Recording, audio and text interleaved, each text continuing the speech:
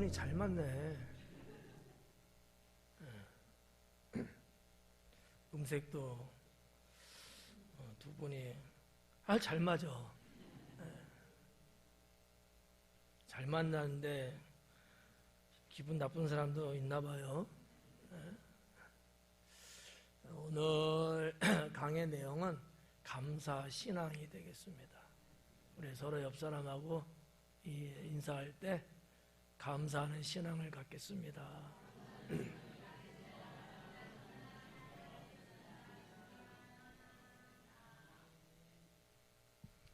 근데 박 집사님하고 이 권사님은 싸우고 왔어요? 왜 이렇게 가운데 두 분이 딱 잘라놓고 앉아 계신데?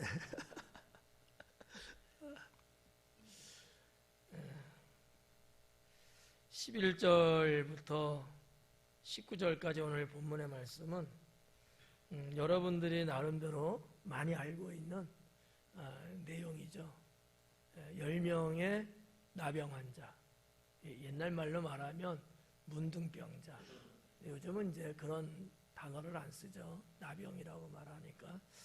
나병 환자에 대한 말씀인데, 이 나병 환자들의 신앙, 또 나병 환자를 통해서 주님이 하시는 메시지가 무엇인가를 오늘 본문을 통해서 은혜 받을 수 있기를 바랍니다. 제가 어느 분하고 이야기를 해봤는데 그분이 그런 얘기를 하더라고요. 당신은 평생에 강의 설교를 들어본 적이 없대. 목회자인데. 그러니까 섬겼던 교회도 그렇고 지금도 그렇고 제가 죽지 않고 돌아온 게 다행인 것 같아요. 깜짝 놀랐어요. 강해 설교가 이렇게 하는 교회가 별로 없다는 거죠. 나름대로 교세도 교인들도 열심히 하고 목사님도 열심히 하시고 다 그러시는 분인데 그래서 설마 그랬는데 목사님 진짜예요. 그럴 수 있다고. 뭐 우리 교회는 너무나 당연하게 여기죠. 당연하게 그럴 거예요. 처음 시작할 때부터 강의를 했으니까. 근데 당연하지는 않아요. 여러분 주변에 교회들 중에도 강의 설교하는 교회가 그다지 없고요. 해도 우리처럼 아주 진 빼도록 하지는 않아요. 대충은 아니고 죄송합니다. 그냥 가볍게 하고 넘어가고 이렇게 하지 깊고 넓게는 하지는 않는데 우리 성도님들이 당연하게 생각 안 했으면 좋겠어요.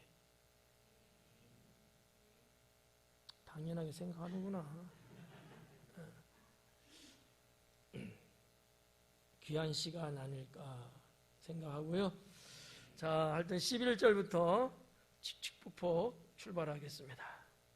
11절에 보니까 예수님께서 예루살렘으로 가실 때에 사마리아와 갈릴리 사이로 지나가시다가 그래요. 이 11절은 지금 예수님께서 10절까지 어느 한 장소에 머물러 갖고 네 가지의 말씀을 이제 하셨잖아요. 그리고 나서 마치고 이제 떠나시는 거예요. 그런데 기록된 바에 의하면 사마리아와 갈릴리 사이로 지나갔다라는 거지. 뭐 문학적으로 밀밭 사이로 걸었다 뭐 이런 말은 있는데 재미없구나. 문학적으로 나가면 조금 그런 것 같아. 그렇게 안 살아봤나 여기 시골인데 송 집사님 그런 적 많잖아요. 어릴 때 이렇게 밭 사이로 가고 뭐 그죠. 옥수수 하여튼 이 사마리아와 갈릴리 사이를 이제 지나가셨다 이러는데 이게 이제 좀 지역적으로 어디다고 정확하게 나와 있지는 않아요. 왜냐하면 갈릴리라고 하는 것도 아주 큰 지역이고요. 사마리아도 큰 지역이거든요. 그러니까 이 두 지역이 아주 커. 그리고 그 밑에 이제 유대 지역이 이제 있는 건데 거의 3등분으로 이렇게 보시면 돼요. 이 팔레스타인, 이 가나안 땅을 남쪽은 유대 지역, 가운데는 사마리아 지역, 북쪽은 갈릴리 지역, 이런 식으로. 근데 어딘지는 모르는데 지나갔다는 거죠. 근데 우리가 다 알고 있는 얘기지만 나병 환자가 몇 명 나와요? 10명 나오죠. 이 10명의 구성원이 어떻게 되죠? 어려운 얘기했어요. 미안합니다. 10명의 그 사람들의 민족, 어떤 사람들이었죠? 사마리아 사람? 또? 사마리아 사람이 이방인이고 사마리아 사람? 유대인. 이렇게 유대인이 있고 사마리아 사람이 있는 거예요. 물론 여기 성경에는 뭐 유대인이면 이런 건 없는데 내용에 들어가 보면 예수님이 사마리아 사람 한 사람을 놓고 이방인은 이렇게 표현을 하시고 나머지 9은 어디 갔느냐 그러거든요. 네. 이방인 한 사람은 여기 있는데 나머지 사람은 어디 갔냐? 유대인이에요. 이렇게 이제 보는 건데 제가 어렵게 말씀드려갖고 송구하네. 그래서 우리가 보면 예수님께서 지금 저 갈릴리 윗지방서부터 출발을 하셨어요. 그래서 가버나움서부터 시작해서 쭉 지금 내려오시는 중이에요. 어디를 향하고 가고 있죠? 예루살렘. 예루살렘을 향해서 가는데 그 다니는 길이 있단 말이죠. 길이 뭐 많이 있지 않아요. 오늘날에도 길이 그렇게 많지는 않겠지만 고대 사회 때는 더더욱 길이 그렇게 없었어요. 혀본 경험은 없지만 큰 굵직한 길은 한 2개 정도, 3개 정도 있을까? 나머지는 목동들이 다니는 그런 어떤 오솔길 같은 길들일 뿐이지 큰 넓은 길은 없었어요. 뭐 넓다고 해도 지금같이 넓지는 않았겠죠. 말이나 다닐 정도의 길이었을 테니까. 그게 가버나움을 해서 갈릴리 호수 서쪽을 타고 쭉 아마 내려왔을 거예요. 쭉 내려오면서 뭐 디베라도 거치고 내려왔을 거예요. 쭉 내려오면서 갈릴리 지역을 벗어나는 경계가 있고 그러면 상대적으로 그 경계에 사마리아도 있을 거 아니에요? 아마 그쪽 어디를 이렇게 해서 내려왔을 거다라고 저는 봅니다. 왜냐하면 그 길이 옛날에도 있었고 지금에도 있거든요.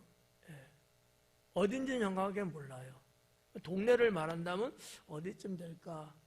세겜 땅쯤 되지 않을까? 이렇게 볼 수도 있고 그 앞부분에서 세겜이라고 하는 곳을 거쳐서 왔는지도 몰라요. 아무튼 거기가 이제 두 지방의 경계를 이루는 곳인데 길이 이렇게 나 있어요. 그래서 장사하는 사람들도 그 길을 많이 이용을 하고 또 순례객들 매년 6월절을 맞이하니까 순례객들이 1년에 한 번 정도는 움직이거든요. 그 순례객들도 오고 또 여행객들도 또 그 길을 가고 뭐 이런 식으로 늘 사람들이 왕래하는 길이 있는데 예수님도 그 길을 걸어서 내려갔을 거예요. 왜냐하면 예수님의 지금 움직임에 대해서 우리가 지금 계속 보고 있는데 예수님 움직이는데 어느 정도 어떤 사람들이 같이 움직였을까요? 제자들, 또 순례객들. 예수님이 왜 예루살렘으로 가고 있는 거죠? 6월절을 지키기 위해서. 그럼 예수님만 6월절 지킬까요? 아니에요. 저 갈릴리 지방 저 꼭대기에 있는, 심지어 저 끝자락 텔단이라고 하는 이 단에 사는 사람들도 다 아마 움직였을 거예요. 그러니까 오솔길로 다니지는 않았을 거고 좀 더 그 시대에 넓은 길 통과해서 다녔을 거야. 그러다 보니까 그래도 마을이 듬성듬성 있는 길을 통해서 왔을 텐데 그 중에 하나가 세겜이라는 땅이었을 거다라고 볼 수 있다는 거죠. 11절은 어떻게 보면 예수님의 또다시 움직이는 것에 대한 배경에 대한 내용이라고 보시면 돼요. 별건 아닌데 예수님이 저 위에서부터 계속 지금 움직이시는데 그 움직임은 예루살렘을 향한 거고, 왜 예루살렘을 갔느냐? 유월절 지키기 위해서 가셨고 가는 중에도 계속해서 복음을 전하고 계신다. 사람들을 만나서 저들의 병을 고쳐주고 귀신을 쫓아내고 영혼을 구원시키는 이런 사역들을 끊임없이 하고 계신다. 이렇게 여러분 정도 알면은 99점은 돼요. 이런 내용을 이렇게 해드리지 않고서는 알 수가 없죠. 그래서 여러분들이 그 정도는 좀 아시라라고 11절을 설명해 드렸고요. 12절에 보니까 한 마을에 들어가시니, 마을이 이제 나오죠. 이 마을이 어딘지는 몰라요. 세겜이라는 데는 그 당시에도 마을 중에 큰 도시였어요. 거긴지 거기를 지나서 그냥 뭐 몇십 가오 정도 되는 자그마한 그런 이제 마을인지는 모르지만 이 마을로 들어가시니 나병 환자 10명이 예수님을 만나 멀리 서서 이렇게 기록합니다. 자, 마을에 들어가시니 그래요. 마을에 들어가시니 들어갔을까요? 가는 중일까요? 가는 중? 들어갔어요? 아무 상관없어요. 그런데 완전히 들어가지는 않았을 거예요. 왜죠? 나병 환자하고의 거리가 어느 정도 멀지 않아요. 그러니까 완전히 그 안에 들어갔다 하더라도 마을 안쪽으로 겨우 들어갔을 거야.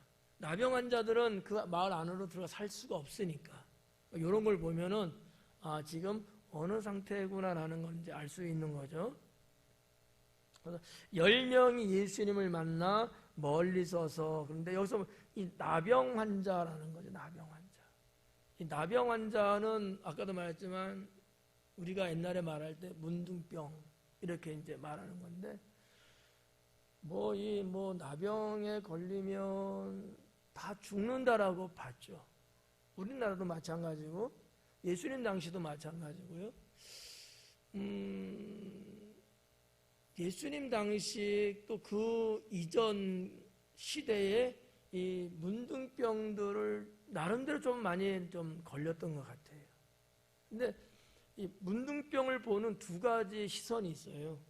하나는 하나님의 징벌로 병이 든다, 이렇게 보는 시각이 하나 있어요. 종교적인 거죠. 또 하나는 정말 순수하게 질병인 거예요. 병으로 인해서 이렇게 두 가지를 갖고 있는데,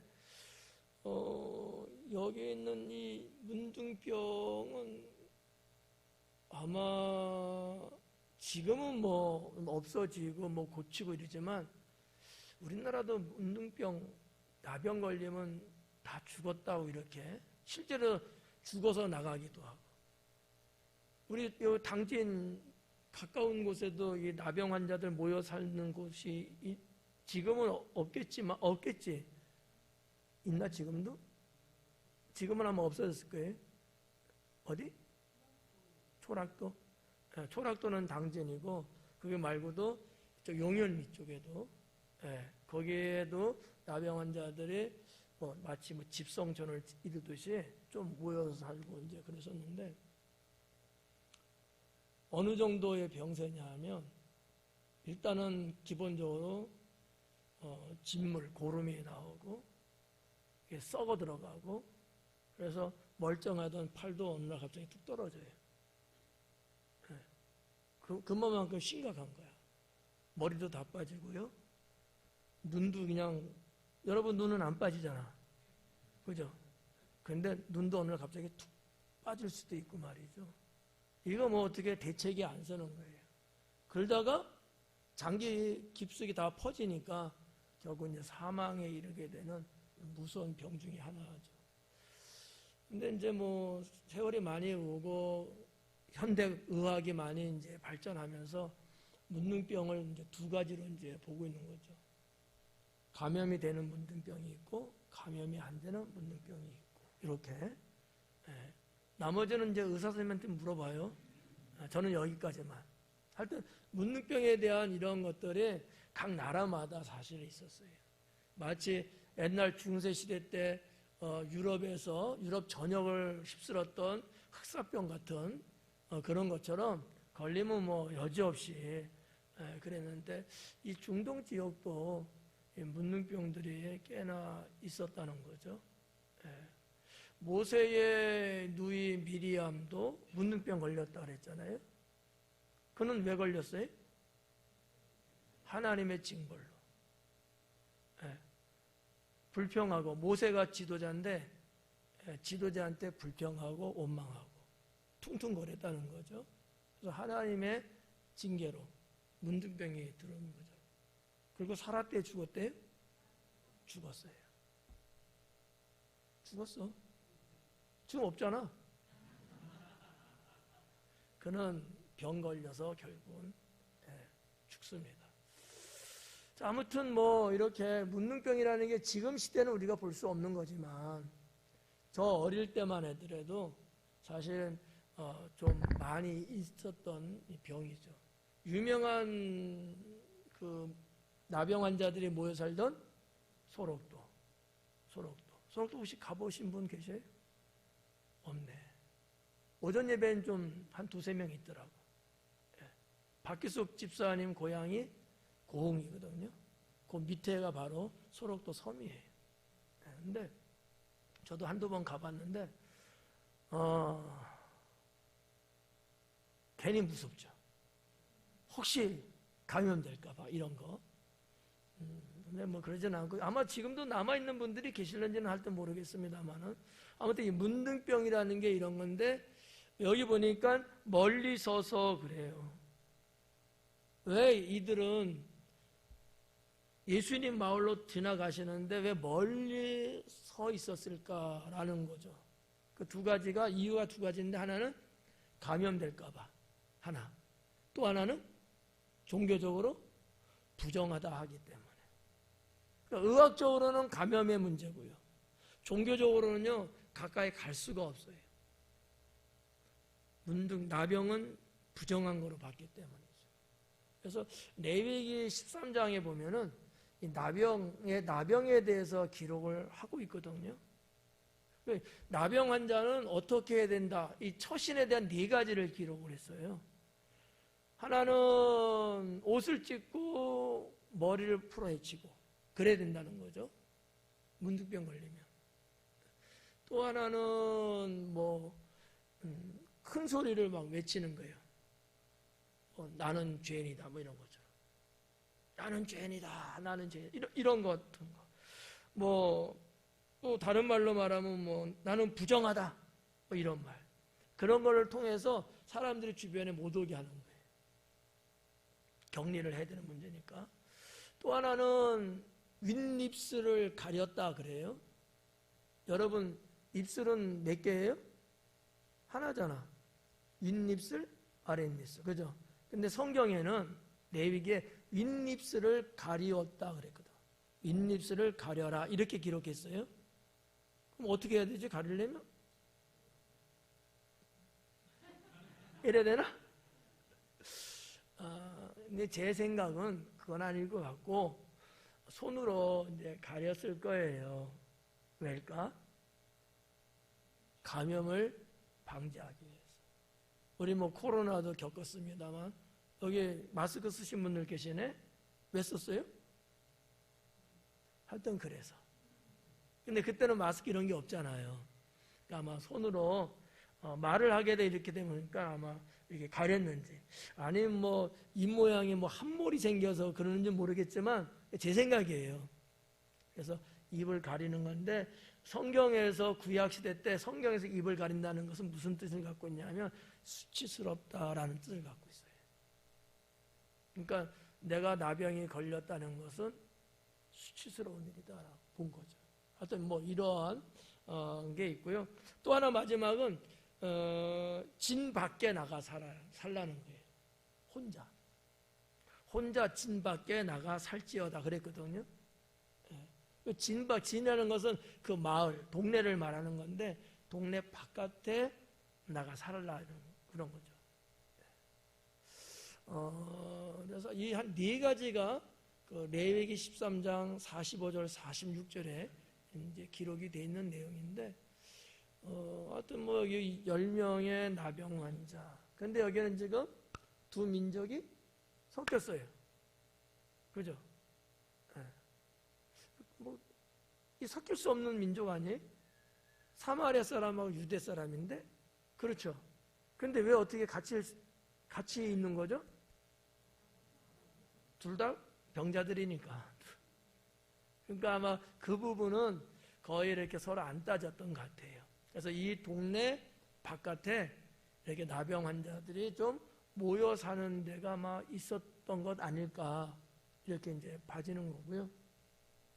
그래서 하여튼 이 나병 환자, 이 문둥병이라는 것을 성경에서는 뭐라고 말씀하고 있는지 레위기를 보면 나오고 있고요. 그래서 이 나병 환자들이 예수님 가까이 가지를 못하고 어느 정도 떨어져서 마을로 들어가는 예수님을 이제 보고 있는 거죠. 뭐 옛날 고대 문헌 같은 데 보면은 이런 글도 있어요.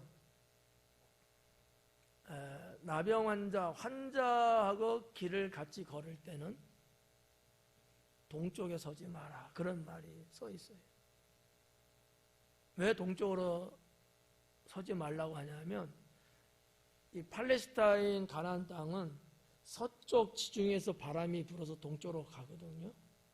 그런데 환자가 서쪽에 있고 정상 환자 아닌 사람이 동쪽에 있으면 그 바람이 불어서 오잖아.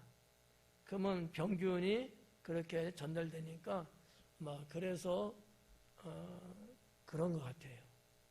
가지 마라. 그런 시까지도 말하고 있고. 그래서 성경에서도 복음서에 보면은 베다니 같은 데도 남동쪽에 자리를 이렇게 차지하고 있어요. 문둥병자 치유하셨잖아요. 그가 사는 곳이 그렇게 방향으로 볼 때 바람이 불어서 영향을 미치는 쪽이 아니고 상관없는 쪽 방향에서 존재했다라고 기록하는데, 뭐 성경에서는 그것 때문에 그건 아닌데 옛날 문헌을 보니까 그런 이유 때문에 동쪽엔 서지 마라. 오히려 환자가 동쪽에 있고 성한 사람이 서쪽에 있고 이렇게 영향을 받지 않게끔 한 것을 놓고 보면 그들이 왜 거기에 살고 있는지도 어느 정도 이해가 조금 가요. 예루살렘을 여러분들이 성지순례 하신 분들은 가보셨겠지만 아래쪽 남쪽으로는 조금 요즘 말로 말하면 집값이 떨어져 있는 동네. 뭐 그쪽에 또 뭐 그 이슬람 사람들 그 사람들도 살고 있는 동네이기도 하지만 좀 이렇게 하여튼 부유하든지 뭐 그렇지 못한 사람들이 그쪽에 살아요. 그래서 조금 좀 역사적으로 보면 그쪽에도 아골 골짜기가 있고요, 기드론 골짜기도 있고요. 다 우리 강의할 때 말씀드렸던 거죠. 사람 죽으면 시체를 그쪽으로 내다버리고 거기에서 불을 질리기도 해서 뭐 뭐라 그래요? 사람 시신을 불로 태우고, 또 이교도들은 살아있는 자기 자식들을 생체로 불로 태워서 제사를 막 지내고, 뭐 그런 데가 바로 예루살렘 성 남쪽에 다 있거든요. 뭐 이런 것들이 다 어떻게 보면 시대적으로 다 연결돼서 그러지 않았을까 이렇게 볼 수 있습니다.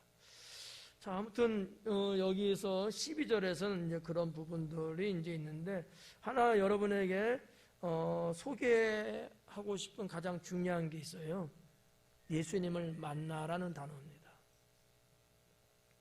이게 중요한 사건이죠. 나병 환자들이 그 당시에 예수님을 만나지 않았더라면 어떻게 됐을까?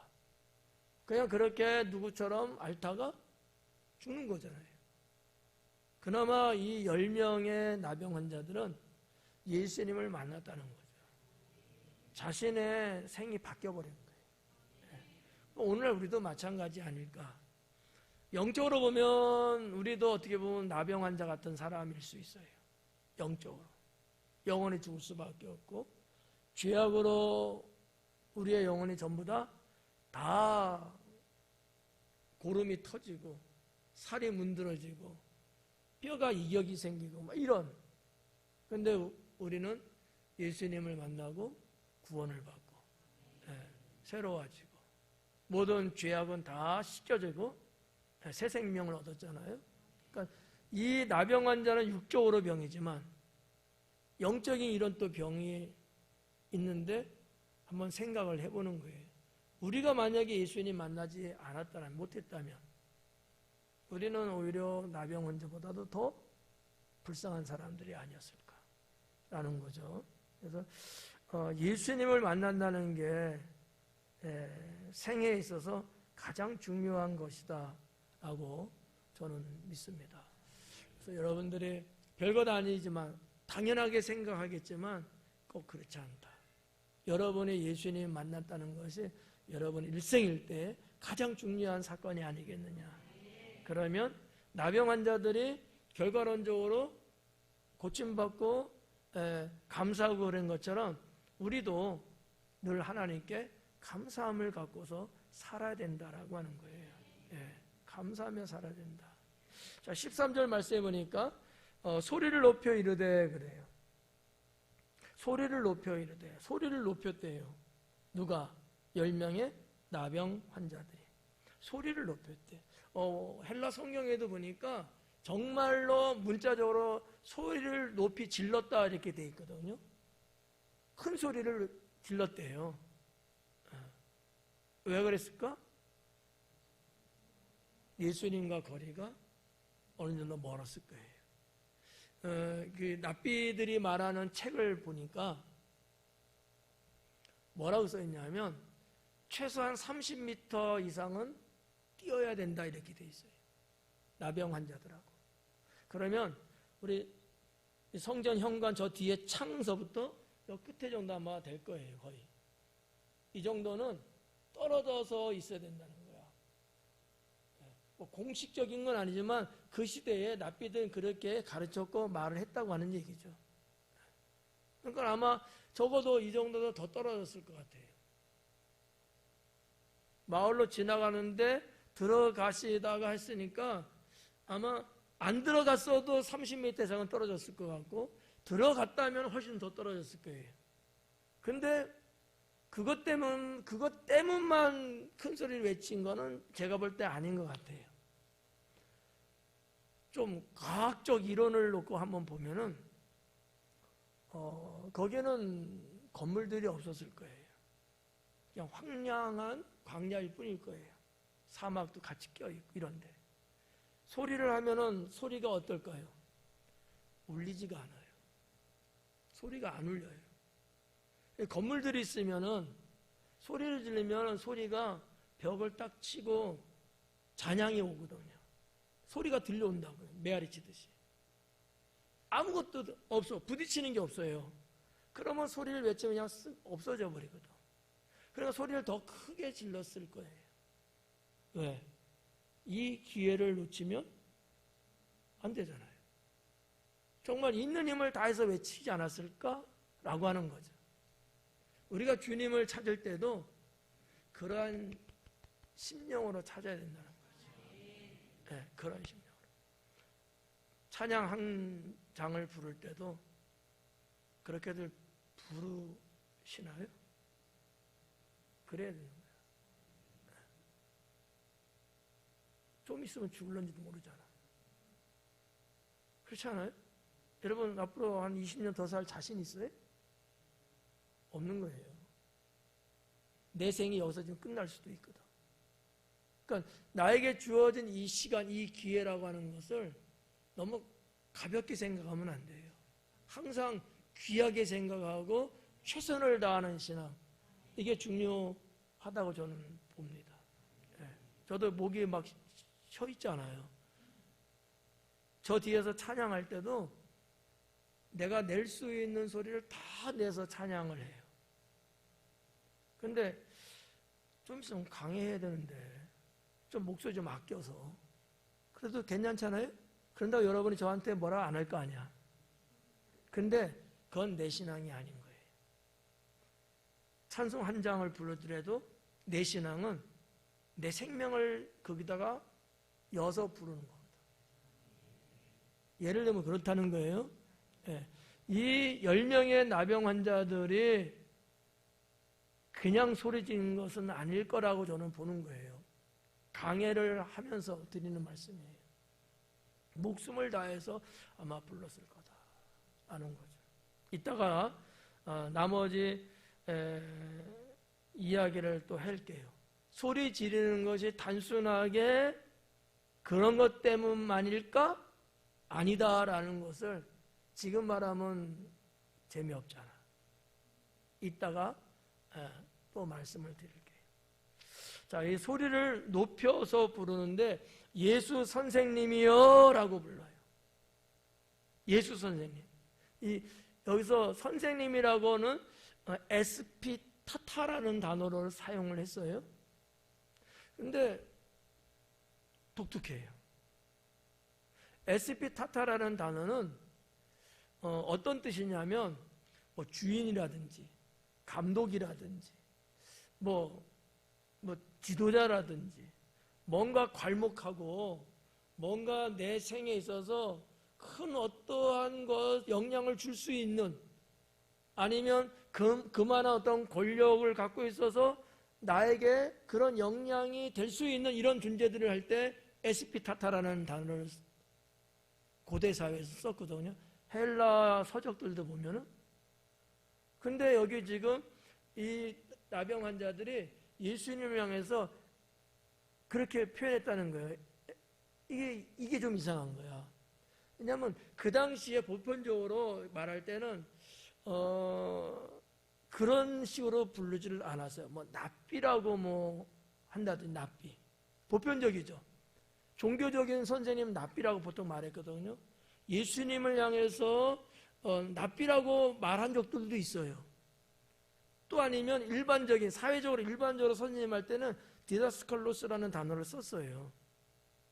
그러면 이 10명의 그 나병 환자들은 납비라고 하든지 아니면 디다스칼로스라고 하든지 했어야 돼요.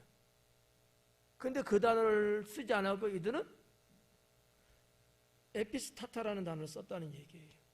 뭐를 의미할까? 이들은 예수님에 대한 정보를 아마 들었을 거예요. 지나간다는 정보겠죠. 여러분 생각은 어때요?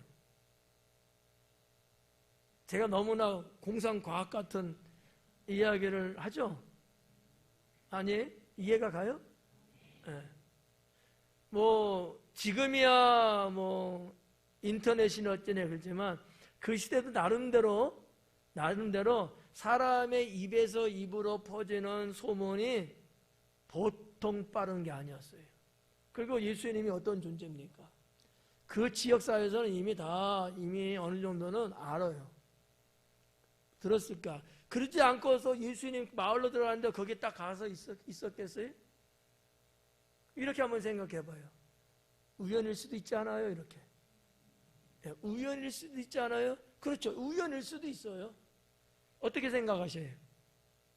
우연일 수도 있다? 아니고 예수님이 지나간다는 소식을 알고 이 나병 환자들이 이미 동구 밖에서 이렇게 있었을 것이다. 둘 중에 하나면 후자? 이상한데. 신앙 쪽으로 가려고 하는 거죠? 우연일 수도 있어요. 근데요, 우연도 하나님이 주셔야 만날 수 있어요. 세상에서는 우연이라는 단어를 쓰죠. 우리는 섭리라는 단어를 쓰죠. 내용은 같아요, 사실은. 물론 이것을 더 신학적으로 하면 결이 다른 건 맞지만, 그냥 보편적으로 볼 때 우연이나 섭리나, 그렇지만 우연도 하나님 섭리 안에 있다, 이렇게 볼 수 있다는 거죠. 여러분, 그게 뭐 된 거야? 우연이 된 거지. 이런 얘기들 보통 많이 하잖아요. 그 우연의 기회도 기도하는 자에게 주시는 겁니다. 아니, 우연으로, 세상 말로 우연으로 만나서 좋은 일이 됐든, 하나님의 계획 속에서 좋은 일이 됐던, 좋잖아요? 근데 그 세상 사람들이 말하는 우연조차도 하나님이 주시는 은혜다라고 하는 거예요. 근데 우리는 우연이라는 말을 안 쓰는 거지. 섭리다라고 보는 거죠. 그러니까 이 10명의 나병 환자들이 어떻게 자기네 그 움직이다가 사람들이 많이 어쩌고 해서 우연히 만날 수도 이렇게 말할 수도 있지만 그건 아니고 정보가 이미 들어서 아마 있지 않았겠느냐, 이쪽 확률이 저는 더 크다고 봐요. 왜? 이유가 있을 거 아니에요. 자, 예수님이 지금 예루살렘에 뭐 때문에 가신다고요? 유월절 지키기 위해서. 유월절은 예수님만 지키는 걸까요? 그럼 누가 지키죠? 유대인 모든 사람이 다 지키는 거예요. 그러면 그 길을 따라서 가는 유대인들은 없을까? 많을까? 많을 거 아니에요. 누가 예수님인지 어떻게 알아요? 그렇지 않아요. 예수 이렇게 쓰고 다녀요? 그건 아니잖아요. 무슨 얘기냐면 예수님에 대한 소식도 알고 있고, 예수님에 대한 그 나사렛 예수라는 사람은 제자들도 데리고 다니고 사람들도 따라다니고 등등의 어떤 정보가 있어가지고 보면 대번에 아마 알았을 거예요. 그러지 않으면 첫 번째 지나간 사람한테도 예수 선생님이요, 그리고 아니네. 두 번째 또 예수 선생님 이렇게 했냐는 거지. 아닌 거예요. 바로 알아보고 예수 선생님이요라고 외쳤다는 사실이죠. 제가 뭐를 설명해 드린지 이해 가시겠어요? 네. 그만큼 이 나병 환자들은 자신들의 신상, 자신들의 삶이 그렇게 처절하고 그렇게 중병 속에 있어서 그랬겠지만 여기서 하나 우리는 배워야 된다. 주님을 만나려고 기다릴 줄 아는 사람이 되야 된다. 그렇죠. 오늘 이 저녁 예배 여러분 나오셨는데 나오기 전에 이 장중에 계신 주님을 만나려고 준비하는 신앙을 갖고 오셨어야 된다는 거죠.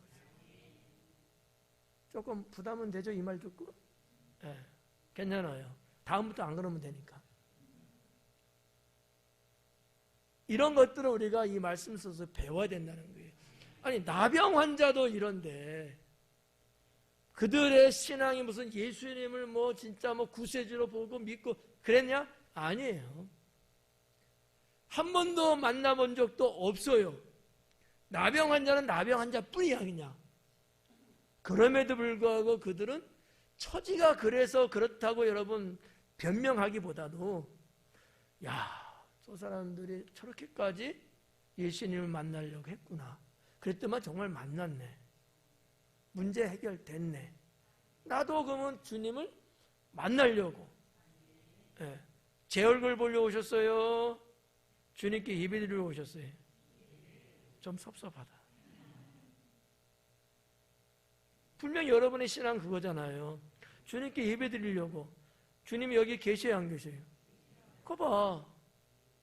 성전에 계시는 주님이라는 신앙을 갖고 있는 여러분들이기 때문에 그 주님 앞에 만나려고 준비하는 게 당연히 필요하지 않겠냐라는 거죠. 그럴 때 그분은 만나는 거예요. 준비 안 하는 사람, 못 만나요. 같은 공간에서 같이 예배를 드려도 주님이 그 사람 만나주지 않는 거죠. 신앙의 문제예요. 영적인 얘기죠. 제가 가끔 말씀드리잖아요.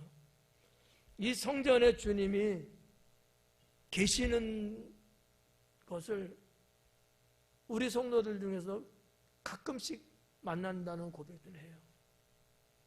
저도 그렇고요. 그만큼 주님을 만나고자 하는 사모함, 그 뜨거운 그 심령이 있기 때문에 주님을 환상으로 보기도 하고 이 성전에서 주님의 음성을 듣기도 하고 그렇다는 얘기죠. 자, 그래서 우리 여기 선생님이여라는 이 하나만 놓고 보더라도 그들이 예수님을 어떤 시각에서 대하고 있는지를 느낄 수 있지 않겠는가. 단순한 선생님급으로 본 게 아니고 자신들의 생명을 책임지고 선한 영향을 끼칠 수 있는 그 급의 어떠한 존재로 봤기 때문에 에피스타타라는 단어를 쓰지 않았겠냐라는 거죠. 우리를 불쌍히 여기소서 하거늘. 우리를 불쌍히 여기소서. 저는 개인적으로 기도할 때 때로는 저는 이런 기도를 합니다. 하나님께 주님 저를 불쌍히 여겨 주옵소서. 이런 기도를 뭐 대중적으로 할 때도 물론 있지만 이제 혼자 이렇게 개인 기도할 때 이런 기도들을 종종 해요. 왜? 내가 때로는 무능함을 느꼈을 때, 무능함을. 뭐 그럴 때 이런 기도를 해요. 무능한 것도 그렇고 내가 주님 앞에 실수하든지 범죄했을 때 이런 기도를 하고요. 또 이제 성도님들을 위해서 이제 중보 기도할 때는 아무개 성도님이 있는데 몸이 많이 아파요. 그럴 때 그분을 위해서 기도할 때는 이러한 기도를 꼭 넣어요. 주님, 우리 아무개 집사님인데 그분이 이렇게 아픈데 그를 불쌍히 여겨 주옵소서. 이런 기도를 제가 이제 하는데 저 개인적인 거지만 그렇게 기도할 때와 그러지 않고 그냥 기도할 때하고 하나님이 내게 미치는 은혜 능력은 전혀 다르다라는 거예요. 예. 여러분들도 물론 때로는 그런 고백을 하시겠지만 한번 오늘을 중심으로 해갖고 의도적으로 한번 해보세요. 아무 때나 늘 계속 그러는 건 아니고 내 상황이 그럴 때 내가 정말 주님 앞에 부족하고 무능하고 무지하고 때로는 잘하려고 하지만 실수하고 한번 덤벙덤벙대서 일 치르고 무슨 뭐 가정사적으로든지 뭐 직장에서든지 내 힘으로는 도저히 뭔가 이게 해결이 안 돼. 할 수가 없는가 나는. 그럴 때 주님 저를 불쌍히 여겨 주옵소서. 이런 기도. 그 짧은 하나의 문장의 기도예요. 근데 주님이 받으시는 것은 전혀 다르다는 거죠. 그래서 저는 이 나병 환자들의 우리를 불쌍히 여달라는 이런 표현, 이 사건뿐만 아니라 우리가 다른 어떤 질병을 고침받을 때도 보편적으로 이런 기도들을 했어요. 간청을 한 거죠. 그게 왜 그럴까? 유대인이기 때문에 가능해요. 유대인들은 종교적으로 신앙적으로 이게 몸에 배어 있어요. 태어나서 아기 때부터 부모님이 하나님께 기도할 때 그런 것을 늘 보았을 것이고 또 선생님 납비로부터 교육을 받을 때도 또 그런 거를 교육을 받았을 거고 그들이 구약 성경을 또 낭독해 주는 걸 들을 때도 그런 내용을 또 했을 거고 여러 가지 채널을 통해서 유대인들은 하나님 여호와 앞에 이렇게 자기 자신을 완전히 내리고 국률을 베풀어 달라는 그러한 기도를 몸에 배어 있듯이 했어요. 이게 무조건 나쁜 건 아니에요. 좋은 것은 내 몸에 배어 있고 내가 자연스럽게 하는 건 좋은 거예요. 가식적인 건 나쁘지만 이거를 여러분 오해하면 안 돼요. 그러니까 유대인들은 이런 어떠한 주님 앞에 하는 기도의 어떤 습관, 생활 패턴이 있어요. 기도의 루틴이죠. 저도 있어요. 제가 말씀드렸잖아요. 기도할 때 꼭 하나님께 하나님 하늘의 지혜와 지식을 주옵소서. 안 빼놓고 하거든요. 이게 없이는 못해. 강해도 못해. 그러면 하나님의 지혜와 지식을 주기 때문에 이것도 제가 그나마 좀 하는 거지, 아니면 할 수가 없어요. 상당히 많은 분량의 때로는 학문적이고 때로는 역사적이고 이런 것들이 첨부되어 있는 강해잖아요. 우리 강해가 아닌가 보다. 말이 안 통하는데 내 인정을 못 받는 것 같아. 신체에서 전도사님만 복 받으세요.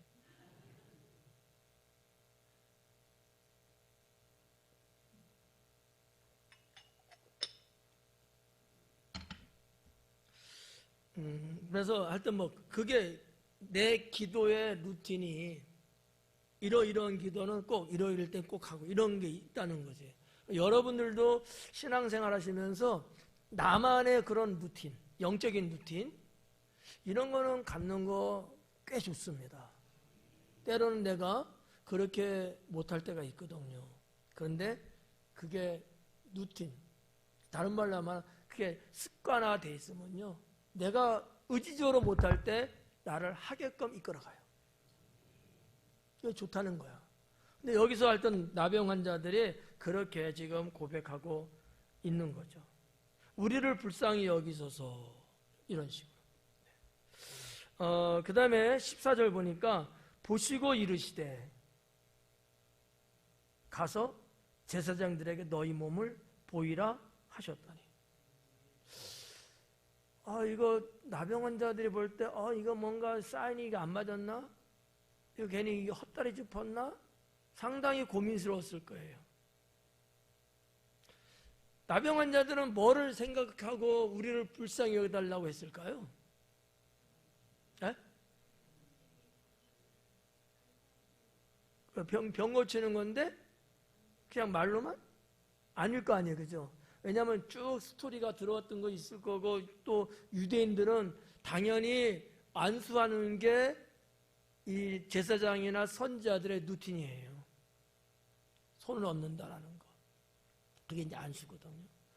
그럴 줄 알았을 거예요. 여러분들 때로는 여러분의 그런 기대치가 있잖아. 근데 제가 여러분은 그 생각을 하고 저한테 이야기했는데 제가 그 기대치로 안 가는 거야. 집사님 걱정하지 마요. 그냥 잘 돌아가세요. 이러는 거야. 목사님 저 아픈데 기도 좀. 집사님 그냥 돌아가세요. 이러는 거야. 그럼 여러분 어떨 것 같아요? 지나가면 돌아가면서 이 삐죽삐죽하고, 이게 나는 대단하다는 거지. 분명히 10명의 나병 환자는 나름대로 그런 어떤 생각은 분명히 있어서 외쳤을 거라고.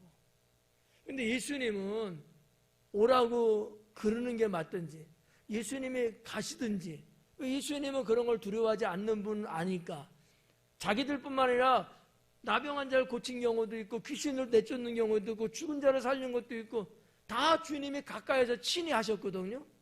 그렇잖아요. 당연히 자기들도 그럴 줄 알았을 것 같아. 저 같으면. 그런데 예수님이 전혀 그러질 않는 거예요. 예수님의 액션은 전혀 달랐어요. 너희 몸을 제사장에게 보여. 끝. 이러는 거예요. 야, 엄청나게 조금 기분 나쁠 수도 있었을 것 같아요. 여러분 구약 성경에 어떤 사건이 생각나요? 그렇죠. 이것도 성경이 돌아가야 알아. 나만 장군. 그죠? 엘리사가 뭐라 그래? 저 가갖고 저 요단강에 저기 한번 7번 들랑달랑 해. 그것도 종을 시켜서. 나만이 오케이 그랬어요? 이 때려 죽일 놈. 얼마나 기분 나빠요. 해 그런 거 가서 해 목욕하라는 거예요. 그래도 참 지혜로운 종이 있어가지고 아이고 죽여도 나중에 죽여요. 일단 갑시다 가서 했는데 정말 낫잖아. 주의 능력도 능력이지만 주의 말씀에 믿고 순종하는 게 대단한 거예요. 나병 환자도 마찬가지 아닐까라는 거죠. 그냥 제사장한테 보여올잖아요. 자, 가서 제사장들에게 너희 몸을 보이라 하셨더니 가서 보이래요. 싸가지가 이럴만도 할 것 같아. 그런데 어쨌든 간에 내용은 없지만 그들이 간 거예요. 한 2사람은 퉁퉁거리는지도 몰라. 뭐 이런 경우가 다 있어. 우리가 뭐 어쩌다고 그러는 거야. 뭐 깔 보는가 막 이렇게 할 수도 있어. 근데 어쨌든 간에 10명이 야 가자 이렇게 갔겠지 뭐. 근데 가다가 깨끗함을 받은지라. 가다가 참 놀란 거 아니에요? 이런 일들이 여러분의 삶 속에 있나요, 없나요? 톤은 조금 떨어졌네. 있단 말이에요. 있다는 거죠. 자, 나병 환자들이 어쨌든 간에 결과론적으로 나병이 치료됐어요. 무엇이 그들의 병을 치료하게끔 했을까? 에? 그렇죠. 예수님 말씀을 들었잖아요. 제사장한테 가서 보여줘. 그냥 뒷말하지 않고 불평하지 않고 성경이 없으니까 않고 받아들인 거예요. 믿음과 순종이 있었던 거죠. 그랬더니 무슨 일이 생겼어요? 주님의 능력이 임했어요. 주의 능력이 임하기 때문에 이적이 일어난 거예요. 순서가 그래, 순서가. 주의 능력이 없으면, 주님이 행하지 않으면 이적이 안 일어나요. 근데 믿음과 순종을 동반시킬 때 주님의 능력을 주십니다. 그때 우리의 삶은 바뀌는 거예요. 그때. 여러분 잘 아는 할아버지. 누구? 아브라함. 내가 너에게 지시할 땅으로 가라. 근데 가잖아. 나이가 많아서 치매인가? 어떻게 보면요 비슷한 거예요. 근데요 성경에는 이렇게들 말하고 있다는 거죠. 제사장들에게 법궤를 메우게 하고 요단강에 들어가. 그런 거예요. 그래서 정말 제사장들을 뽑아서 12명일 테니까 12지파니까 메고 들어가는데 요단강 물이 위에서부터 흐르는 것이 끊기고 마른 땅을 건너듯이 건너뛰잖아요. 그러니까 이런 것도 우리가 잘 봐야 돼요. 뭐 세세꼴꼴하게 다 말씀하는 경우도 있지만 오직 말씀 하나만 딱 하셔요. 말씀만. 가서 보여줘. 그러면 그 말을 믿고 순종하고 가니까 가다가 도착도 안 했는데 가다가 나와버린 거예요. 이런 어떠한 하나님의 능력이 여러분의 신앙 속에도 있기를 축원합니다. 자, 이러한 사건이 가다가 일어났어요. 그랬더니 뭐라 그래요? 깨끗함을 받은지라. 그들이 가다가 깨끗함을 받은지라. 근데 15절에 그 중에 한 사람이 자기가 낳은 것을 보고 그 중에 한 사람이 자기가 낳은 것 봤대. 모두 몇 명이었죠? 10명인데 성경 기록한 바에 의하면 조금 아이러니해. 그 중에 10명 중에 한 사람이 자기가 낳은 것을 봤대요. 그리고 뭐라 그래? 큰 소리로 하나님께 영광 돌리며. 이 사람은 큰 소리를 잘 치나 봐. 아까도 큰 소리로 외쳤대잖아. 지금도 또 큰 소리를 한 거예요. 큰 소리. 제가 이따가 말씀드린다 그랬죠? 이제 말씀드리려고. 하나님을 향하여 큰 소리를 내는 것은 신앙이다라는 거예요. 신앙이다. 물론 성격적으로 큰 소리 내지 못하는 사람도 있을 수 있어요. 여기 10명의 나병 환자들은 그런 성격의 사람들은 아니야. 그런가요? 아닌 거야. 자기 상황이 급박하고 자기가 그만큼 사모함이 있고 그러기 때문에 성격 상관없이 외쳤던 거예요. 자, 내가 나은 거를 알았어요. 여러분 하면 그게 여러분이라고 한번 생각해봐. 그게 여러분이라고 생각해. 여러분 어떨 것 같아요? 내가 누구하고 살아야 되나? 한번 해봐요. 여러분 죽을 병이야. 의사로부터 3개월 살면 죽는데요. 그럴 수 있어요. 지금 모르죠? 그럴 수 있다니까? 그런 사람도 다 몰랐어. 자기가 그럴 줄은. 3개월. 근데 나은 거야. 그럴 때 여러분 어떻게 그냥 아멘하고 끝이냐고. 그냥 팔짝팔짝 뛰지 않을까? 좋아서? 뛰어보실래요 한번? 이게 여러분 말씀이 내 삶하고 매칭이 안 되면 아무 소용이 없는 거예요. 이게요. 아무리 말씀 들어도요 소의 경읽기밖에 안 돼요. 내 삶에 그것을 내가 정말 그 장본인의 입장에서 내가 그것을 느꼈을 때 말씀이 내 심령에 팍 꽂히는 거거든요. 그럴 때 눈물도 찔끔 감동도 되고요. 그러는 거예요. 막 많이 웃으면 뭐가 많이 난다고? 엔돌핀. 감동을 받으면 뭐가 나온다고? 다이돌핀. 그거는 모든 병을 치료한다는 거예요. 엔돌핀은 별거 아니야. 다이돌핀은 1000배. 이런 식으로. 근데 그거는 세상 말로 감동받든지 눈물 흘리든지 우리 신앙으로 말하면 은혜 받는 거지. 이렇게 은혜 받아갖고는 안 돼요. 이렇게 해야 되는데 아무도 없잖아. 제가 웃으면서 하는 얘기지만 정말 여러분 말씀을 대하는 태도가 그래야 된다라고 보는 거죠. 그래야 된다. 입장을 바꿔놓고 난 그럴 것 같아. 정말. 나은 것을 보고 큰 소리로 하나님께 영광 돌리며 돌아왔다 그러잖아요. 어디서 하나님께 영광 돌린 거예요? 가는 도중? 원건사님 어디? 할렐루야. 바로 그거예요. 하나님의 은혜를 입은 그 현장에서 아유 나 지금 바쁘니까 내일 하면 안 될까? 이게 아닌 거예요. 내가 하나님의 은혜를 체험하고 능력을 입은 그 현장 그 자리에서 그 즉시 하나님께 영광을 돌리는 거야. 어떻게 돌려야 돼? 김밥도 안 싸갔는데? 우리가 할 수 있는 게 뭐예요 그러면? 할렐루야! 할렐루야! 이러는 거지.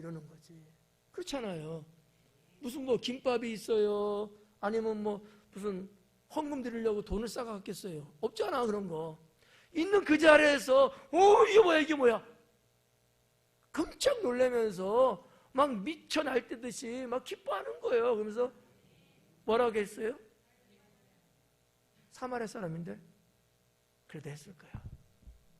왜냐하면 그 시대에 고대 언어적으로는 공통어기 때문에. 또 이 말 설명하면 또 시간 가는 거 싫죠? 알아. 내가 그 마음 알아. 빨리 끝나기를 원하는 마음. 하여튼 있어요. 한마디만 할게요 그냥. 오전에 했는데 또 안 해주면 또 삐지니까. 시브리어, 유대는 당연히 시브리어라고 생각하잖아요. 예수님 시대는 또 헬라, 로마가 지배했던 시대니까 헬라어가 있죠.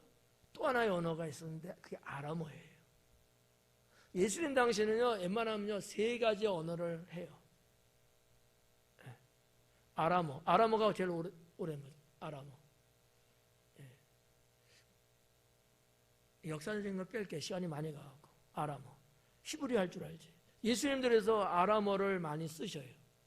구약 성경도 히브리어로만 쓴 게 아니고 아람어도 쓰여졌어요. 여러분 잘 알고 있는 달리다 쿰이거든요. 그게 아람어예요.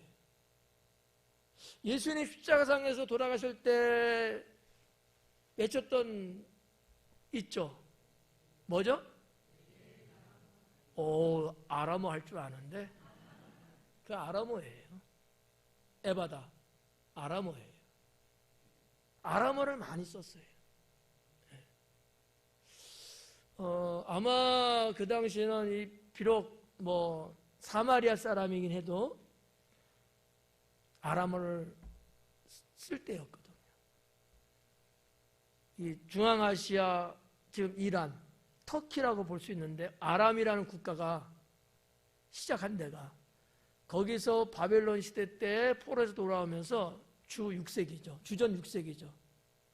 그쪽으로 들어왔어요. 갈릴리하고 사마리아로 들어와서 정착에 살았거든요. 당연히 아람어를 썼을 거예요. 우리나라 36년 지배받으면서 일본어 썼잖아요. 해방됐지만 써요, 안 써요? 한국말과 일본말을 섞어서 썼어요. 저는 지금도 일본말 간혹 써요. 여러분도 쓰지 않아요? 단어 안 써? 그런 것처럼 예를 드리는 거예요. 그래서 아람어, 히브리어, 헬라어. 헬라어는 그 시대니까 그렇고, 히브리어는 유대니까 히브리어 쓰고, 부모부터 조상부터 아람어 이렇게 들어와서 왔으니까 또 쓰고. 그러니까 아마 이 사마리아 사람도 아람어를 썼을 거야. 그렇다고 놓고 본다면 할렐루야라는 말을 했는지 안 했는지 모르지만 했을 수도 있겠다. 아니면 다른 말로 하나님께 영광 돌리는 거죠. 이해가요? 예. 그냥 다윗처럼 그냥 콩닥콩닥 춤추면서 그럴 수도 있잖아요. 예. 그런 거, 그 얘기예요. 그 현장에서 즉시 그는 하나님께 영광을 돌렸다. 그리고 돌아왔다라는 거죠. 어디로 갔어요? 예수님께로. 예수님 앞에서 예수님의 말씀을 듣고 갔잖아요. 그 자리로 되돌아갔다는 거예요. 그래서 영어 성경에도 that return 이렇게 써 있어요. 그곳으로. 출발했던 그곳으로. 그냥 딴 데로 갔다 이게 아니고 출발했던 그 장소로 되돌아왔다는 거거든요. 그 얘기예요. 이게 우리 신앙에도 매우 중요합니다. 우리의 시작은 주님이고 우리의 끝도 주님이고 알파와 오메가 여호와 하나님. 네. 이런 내용들이 우리가 감춰져 있는 보화를 캐내고 있는 거죠. 16절에 예수님 발 아래에 엎드려 감사하니 그는 사마리아 사람이다. 유대인이 왔으면 좀 좋았을 텐데. 그는 사마리아 사람이래요. 그런데 여기 우리 한국 성경에 번역되지 않은 내용이 있어요. 알려드릴까요? 1분 더 가도 괜찮죠? 네. 그가 예수님께 돌아와서 발에 엎드려 감사했다 하잖아요. 이 말이 원어에는 어떻게 했냐면 그가 돌아와서 예수님 발 앞에 엎드려 예수님 발에 자기의 얼굴을 대고 감사했다는 거야. 이게 예수님 발이면 발에다 대고 감사했다. 이게 빠져 있어요. 왜 뺐는지는 모르지만. 근데 이거는 엄청난 표현이거든요. 존경의 최고의 표현이고요. 그 당시에. 생각해봐요. 그냥 땅에 엎드려서 감사하다고 절해도 최고잖아. 근데 그게 아닌 거예요. 주님의 더러워진 그 발에 자기의 얼굴을 부비면서 감사했다는 거거든요. 최고를 말하는 거예요.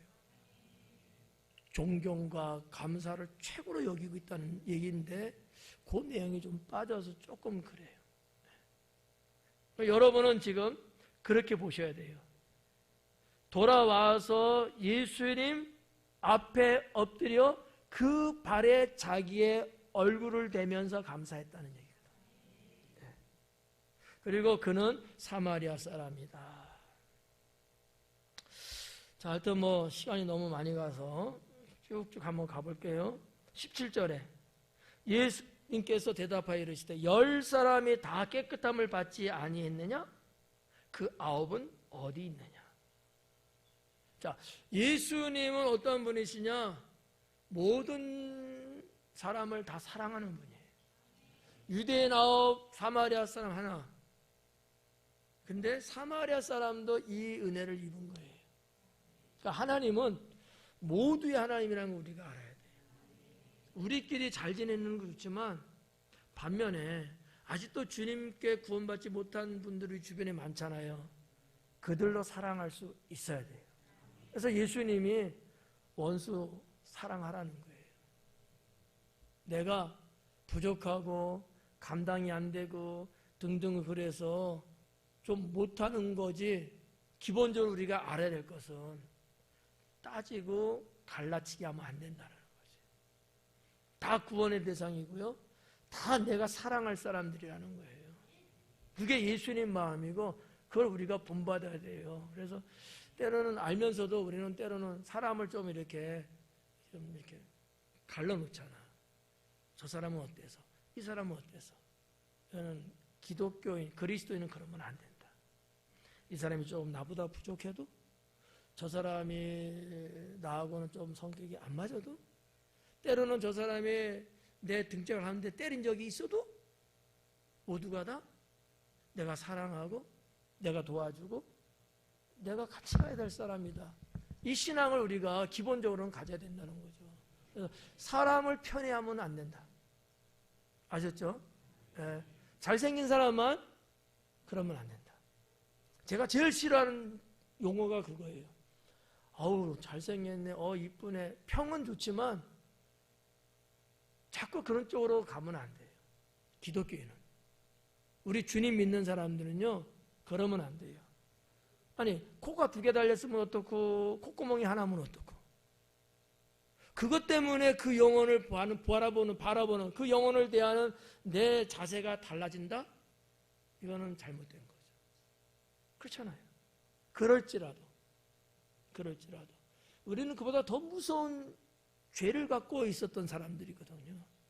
그럼에도 불구하고 주님은 용서해 주시고 받아주셨잖아요. 그래야 된다라는 거죠. 네, 그래서 기왕이면 여러분 못생긴 사람하고 친구하십시오. 가난한 사람하고 어울리시고요. 나보다 힘이 부족한, 때로는 나보다 지식층이 조금 한 2 정도 좀 부족한 사람일지라도 무시하거나 뒤로 제끼지 말고 오히려 더 그런 사람을 더 이렇게 귀하게 여기고 갈 수 있는, 이거 의도적으로 해야 되는 거죠. 그렇게 좀 해주시고요. 자, 근데 여기 이제 이 동일한 은혜를 이제 다 받았는데 이 예수님의 이 말씀 언어 속에는 좀 이런 게 있어요. 꾸짖고 있다라는 거죠. 10명이지 않았느냐? 근데 왜 너 혼자냐? 아몬 어디 갔지? 꾸지람을 하고 있다라고 하는 거죠. 그만큼 주님은 한탄하고 계시는 거예요. 마음이 아프신 거죠. 여기에 그런 감정적인 요소는 없는데 원어를 분석하고 여러 가지 문법을 이렇게 보면 그런 것들이 이제 다 묻어 있죠. 거기에 18절에 이 이방인 외에는 하나님께 영광을 돌리러 돌아온 자가 없느냐 하시고. 자, 아까 우리 앞절에서 이 한 사람은 누구라 그랬죠? 사마리아 사람. 근데 예수님은 그 사마리아 사람을 뭘로 말하고 있어요? 이방인이라고 말하고 있는 거예요. 이 이방인이라고 쓴 것은 알로게네스라는 단어인데, 알로게네스. 에드네스라는 단어가 있어요. 에드노스. 보편적으로 에드노스라는 단어를 많이 써요. 거의 다 성경에서도. 에드노스는 무슨 얘기냐면은 그냥 타 지역 사람, 우리 하고는 좀 이렇게 좀 떨어져 있는 사람, 분리된 사람. 뭐 우리는 충청도니까 뭐 서울 사람 이런 것처럼 뭔가 우리하고는 연관성이 없이 이럴 때는 다 그냥 에드노스였거든요. 성경은 거의 다 에드노스 썼어요. 근데 성경 전체에서 이 단어는 딱 한 번밖에 안 썼어요. 그것도 예수님이 이방인이라고 본 거예요. 이방인이 국어사전적으로 말하면 무슨 얘기냐면은 다른 나라 사람이란 뜻이에요. 근데 이게 종교적으로 말하면 당시에 유대인들이 썼던 겁니다. 종교인들이 쓸 때는 뭐라 했냐면 하나님께 용서받지 못할 자들, 하나님께 구원받지 못할 자라는 뜻을 의미로 썼어요. 이 단어를. 이 단어. 이게 무서운 단어예요. 어떻게 보면요. 그러니까 당시에 사람들이 이렇게 본 거예요. 유대인들은요. 누구를? 사마리아 사람들. 그렇게 봤다는 거죠. 그래가지고 뭐 이제 우리가 이제 뭐 70인역 이런 게 있거든, 책이요. 옛날 예수님 당시 또 그 이전 시대 그때 이제 썼던 이게 문헌을 보면은 어떤 것도 있냐면 그 예루살렘 성전에 이 단어가 써 있어요. 왜일까? 유대인 외에는 여기 들어오지 말라는 거예요. 그 얘기는 뭐예요? 너희는 구원받지 못한 자들이야. 이렇게 사용했던 단어를 예수님이 지금 이 이방인 외에는 알로제네스, 이게 합성어거든요. 알로스라는 거하고 두 개인 합성어인데 전혀 다른 사람이에요. 이거는 구원받은 선민과 구원받지 못하는 이방인의 관계를 극명하게 보여주는 단어로 본 건데, 그런 자임에도 불구하고 예수님이 뭐라 하시는 거예요? 왔다는 거지. 이게 여러분 좀 이해 갈는지 모르겠어요. 유대인들은 이 한 사람을 알로제네스로 취급하고 있어요. 그렇게 보고 있어요. 계속해서 이 사람은요 어떠하든지 간에 예루살렘 성전 못 들어가요. 표기가 돼 있어. 아예 써놨다고. 우리 신전지 들어오지 말라고 써 있잖아요. 똑같아. 이런 취급을 받는 사람이라고 예수님은 지금 이 단어를 쓰신 거야. 그럼에도 불구하고 이자는 돌아왔다는 거지. 치료받고 하나님께 영광 돌리고 돌아와서 나한테 감사하고, 이자는 그랬다는 거야. 이자는. 여러분은 이 알로제네스보다 나을까 못할까? 여러분은 나은 사람들 아니겠어요? 구원받은 사람들. 그러지 못한 사람인데 구원받았잖아. 네. 그럼 어떻게 살아야 돼요? 잘 살아야지. 쉬운 말로 잘 살아야지. 그게 뭘까? 예수님 스타일로 말하면 빛과 소금으로 살아라. 그게 잘 사는 거예요. 빛과 소금으로 살아라. 다 세상에 대한 얘기잖아. 세상의 빛, 세상의 소금. 그게 잘 사는 거예요. 그래서 이방인 외에는 하나님께 영광을 돌리러 돌아온 자가 없느냐. 참 말씀을요 아주 칼칼하게 썼어요. 돌아온 자가 없느냐. 돌아왔다는 거예요. 네. 여러분 돌아왔다는 말이니까 성경에서 어떤 사건이 생각나요? 돌아온 탕자. 아버지 품에 있던 자가 세상에 나갔지만 다시 아버지께로 돌아오잖아요. 그게 돌아왔다는 거야. 여기 한 사람도 바로 돌아온 거예요. 한 사람, 돌아온 자가 이 한 사람밖에 없더냐라는 거지. 그래서 마지막 19절에 뭐라고 그래요? 그에게 이르시되 일어나 가라. 네 믿음이 너를 구원하였느니라. 네. 너의 믿음이 너를 구원했다. 그러니까 예수님이 19절에서 말하는 이 구원의 총체적인 거, 뭐 때문에 구원받았다고 이렇게 선포하실 수 있었을까? 뭐 아까 처음부터 우리가 봤으면은 그렇게 뭐 사모하고 기다리고 뭐 이런 것도 있지만 뭐가 있어요? 말씀에 믿고 순종하는 거. 그리고 뒷부분에 와서는 뭐가 있었어요? 그렇죠. 감사. 그래서 감사는 곧 신앙이다. 감사는 신앙. 감사가 없이 사는 사람은 신앙이 없는 거예요. 그렇잖아요, 여러분. 신앙이 여러분 충만할 때 감사하는 거예요. 신앙이 없으면 감사 안 해요. 나는 내가 지금껏 살면서 그런 사람들 나는 보죠. 감사 안 해요. 믿긴 믿는데 교회 나오는데 예배 드리는데 근데 감사가 없어. 신앙이 없어서 그런 거예요. 이제 믿었어. 근데 감사할 줄 알아. 신앙이 있는 거예요. 그래서 만난 사람들도 감사합니다. 하나님께도 감사합니다. 구역장님도 감사합니다. 감사가 몸에 이렇게 배어 있다는 얘기는 신앙이 있다는 거고 그 영혼은 살아 있다는 겁니다. 그래서 이 사마리아 사람, 이방인이라고 취급받았던 이 사람이 구원받은 거는 믿음, 순종, 감사. 이 세 가지 컬러가 있었다라고 저는 이제 보고 있습니다. 자, 아무튼 일어나 가라 내 믿음이 너를 구원했다니까 우리가 늘 봤지만 너의 믿음이에요. 내가 능력으로 너를 구원 이런 말씀은 쓰는 적이 없어요. 항상 구원은 당사자의 믿음이었어요.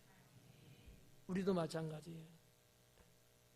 저 때문에 여러분 구원받는 거 아니고요. 부모님이기 때문에 내가 구원받는 거 아니에요. 구원은 나의 믿음. 나의 믿음이에요.